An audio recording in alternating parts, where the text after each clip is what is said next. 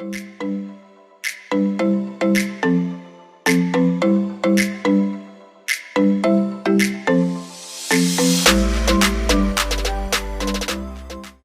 عليكم، مرحبا بكم في قناة بنة تونس. اليوم راح نعملوا مع بعضنا بيتزا سائلة في المقلة لا فور لا حتى شيء. هيا معنا نشوفوا كيفاش نحضروها. نحطوا زوز عظمات، فنجان زيت،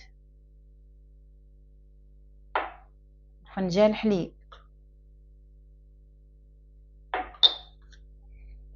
حركوه مليح فوي،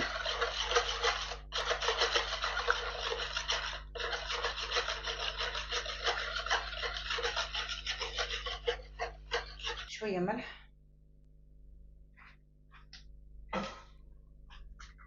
واحدة ليفيرجينيك،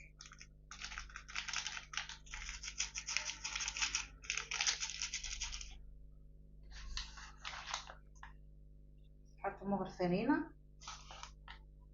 ونحركو ونشوفو حتى نوصلو للقوام اللي تحبوا عليه.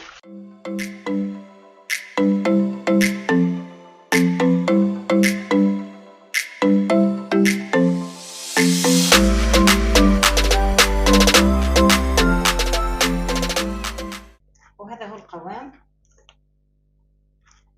ندهن المقلة تاعنا بشوية زبدة ونحطها فيها. ندهن المقلة تاعنا بالزبدة باش ما تلصقش، لازم تكون المقلة ما تلصقش. نحطوا العجينة تاعنا،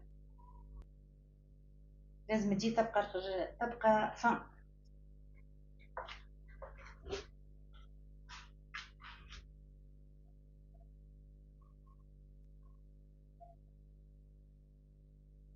نديروها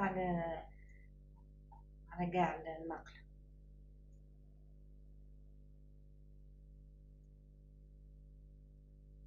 ودروك نحطوا الصوص اللي خدمناه. درت زوز كعبات طماطم، شويه طماطم كونسيرف، وزوز كعبات طماطم ربيتهم وخليتهم يغليو شويه، ودرت لهم ضربه بالبرا ميكسر وتفتفتهم، ملح وكركم وتابل، شويه زيت، نوع كعبة زيتون،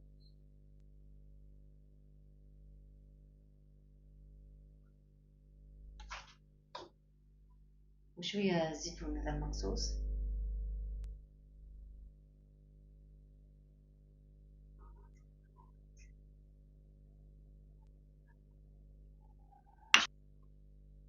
شويه طون ديجا عصرته من الزيت تاعو،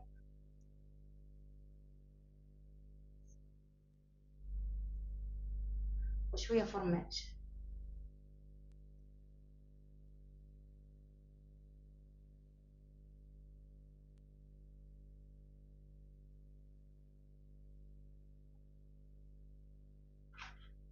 نغطيوها ونحطوها تطيب. وهذه البيتزا تاعنا، شوفوا كيف طابت من تحت، حمراء ما تلصقش ما لصقتش.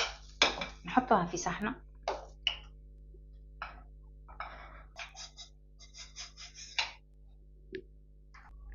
هاي من تحت كيف طابت،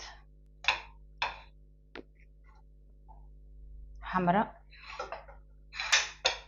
نزيدو نديرو واحده اخرى ونرجعو. هاي مش لاصقه، هنحركو فيها. شوفوا هذا طابت. نفرغوها دركا في الصحنه تاعنا.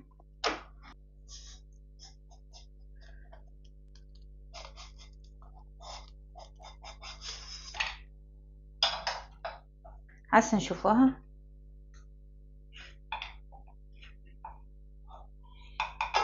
طيبه من تحت،